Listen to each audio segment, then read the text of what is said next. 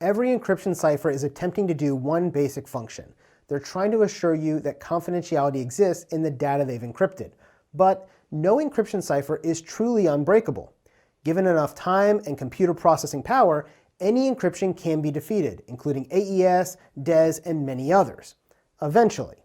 Well, that is, all of them except one. This is called a one-time pad. Now, a one-time pad is a stream cipher that encrypts plain text information with a secret random key that is the same length as the plain text input. This secret random key is known as a key stream, and it's comprised of a series of random bits. If the key stream is truly random, the only way an attacker could decrypt the information back to the plain text is if they had access to that randomly created key stream. To describe how this works a little bit, let's do a low-tech version of this. Let's say that you and I both wanted to come up with a secret code so that we can transmit information to each other and nobody else in the world will be able to know it. The way we can do this is by using a one-time pad. We'll each buy a 1,000-page notebook, and on every page we're going to put a number on there at random. And your book and my book are going to match. So for every one of those 1,000 pages, there's a random number on it. So now every time we want to send a message to each other, we're going to perform a rotation cipher on it. And so if I wanted to send you the word hi, H-I, then I'm going to rotate the H by the number on the first page, which is 3. So instead of H, it would be H-I-J-K. So I'd put a K down. And then I would rotate the I, the second letter in my word, based on the second page of our notebook. In this case, 0. So now I'm going to have KI and send you that message. Because you have the same notebook, you can then subtract 3 from the K to get H and 0 from the I to get I. And you know the message is hi. But anybody else in the world wouldn't be able to know what it was. Now, once we use those pages, we rip them out, we burn them, and we never use them again.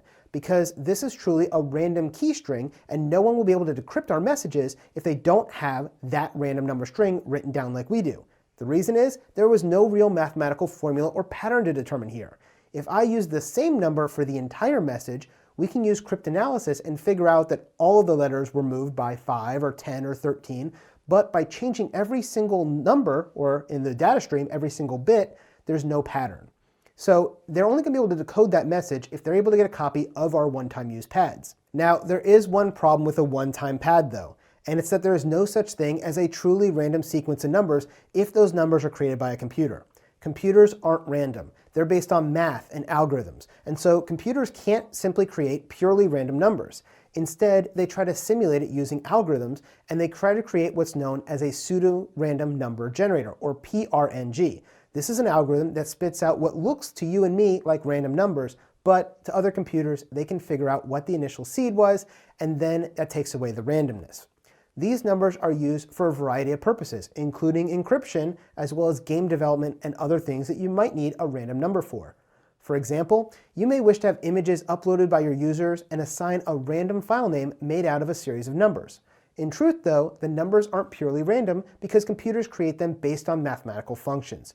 Or you may need to generate a unique session key to identify a user, and this would be an appropriate place to use a pseudo-random number. But if someone can figure out the sequence of pseudo-random numbers you're using, they can guess the next session and do a session hijack. Going back to our one-time use pad though, if we could create a truly random sequence of numbers, then we could securely exchange the information contained in that one-time use pad, and then we would have a truly unbreakable encryption cipher. Unfortunately though, we don't have a truly random sequence of numbers that we can rely on, so one-time pads aren't often used. Instead, we use the concept of one-time use passwords. You've seen this discussed inside our multi-factor authentication lessons. For example, you could use a random number that's texted to you by your website whenever you attempt to log in.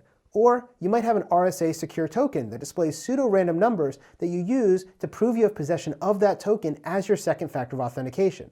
These are two good examples of where we use pseudo-random numbers in the security of our network.